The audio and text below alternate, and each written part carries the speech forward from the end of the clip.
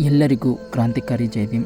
ವಿಷಯ ಏನೆಂದರೆ, ಮಾಲೂರು ತಾಲೂಕು ಟೇಕಲ್ ಹುಬ್ಳಿ ದೊಡ್ಡನಾಯಕನಹಳ್ಳಿ ಗ್ರಾಮದಲ್ಲಿ ದಲಿತ ಸಮುದಾಯಕ್ಕೆ ಸ್ಮಶಾನಕ್ಕೆ ಹೋಗಲು ದಾರಿ ಇರದ ಕಾರಣ ಅಲ್ಲಿರುವ ಜನರು 11 ವರ್ಷಗಳಿಂದ ಸಂಬಂಧಪಟ್ಟ ಅಧಿಕಾರಿಗಳ ಗಮನಕ್ಕೆ ತಂದರೂ ಕೂಡ ಅಲ್ಲಿರುವ ಅಧಿಕಾರಿಗಳು ಯಾವುದೇ ಕ್ರಮ ಕೈಗೊಳ್ಳದೇ ಇರುವುದರಿಂದ ಅಲ್ಲಿರುವ ಗ್ರಾಮಸ್ಥರು ಅಂಬೇಡ್ಕರ್ ಸೇವಾ ಸಮಿತಿ ಕರ್ನಾಟಕ ಸಂಘಟನೆಯ ಮೊರೆ ಹೋದಾಗ ಕೋಲಾರ ಜಿಲ್ಲಾ ಅಧ್ಯಕ್ಷರಾದ ಕಾಂತರಾಜ್ ಅವರ ನೇತೃತ್ವದಲ್ಲಿ ಸಂಬಂಧಪಟ್ಟ ಅಧಿಕಾರಿಗಳಿಗೆ ಮನವಿ ಮಾಡಿಕೊಂಡ ಕೆಲವೇ ದಿವಸದಲ್ಲಿ ಅಲ್ಲಿರುವ ಸಮಸ್ಯೆ ಬಗೆಹರಿಸಿ ಅನುಕೂಲ ಮಾಡಿಕೊಟ್ಟಂಥ ಸಂಬಂಧಪಟ್ಟ ಅಧಿಕಾರಿಗಳಿಗೆ ಧನ್ಯವಾದಗಳು.